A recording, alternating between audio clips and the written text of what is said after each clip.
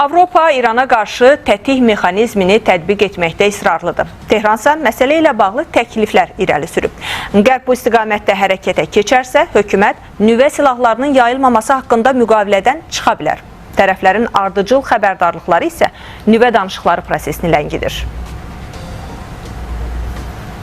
İran Avropaya tətik mexanizmini tətbiq etməməklə bağlı təklif irəli sürüb. Tehran prosesin balanslaşdırılmasına çalışır. Hökumətin sözcüsü Fatimə Muhacirani 60% saflaşdırılan uranın yerin altında saxlanıldığını bildirib. Onun sözlərinə görə bu ehtiyat əlçatmaz yerdədir. İran snapback-in tətbiq olunmaması üçün digər üsullara da əl atıb. Ali dini lider Ayətullah Əli Xamneyi nüvə silahının istehsal edilməyəcəyini deyib. O, Tehranın buna ehtiyacının olmadığını dilə gətirib. Xamneyi əldə olunan uranın ölkə üçün kifayət etdiyini bildirib. Tehranın bu açıqlaması Avropa ölkələrinə bir xəbərdarlıq mesajıdır.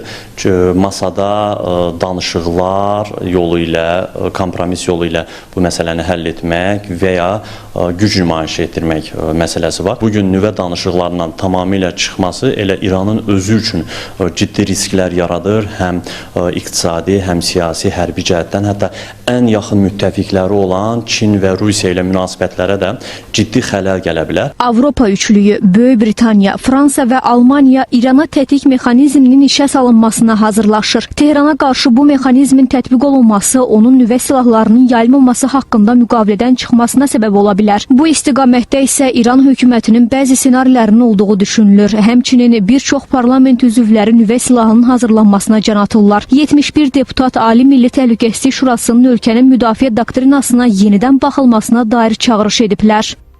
Tehran bu hədərdən istifadə edərək Avropanı qərar verməkdə ehtiyatlı davranmağa vadar etmək istəyir. Lakin əgər Avropa sanksiyaları davam edərsə, sanksiyaları yenidən işə salarsa və burada ABŞ-nin də mövqeyi qəti olaraq sərtləşərsə, İran üçün NPT-dən çıxmaq daha real ola bilər. Amma bu o qədər də asan veriləcək qərar deyil.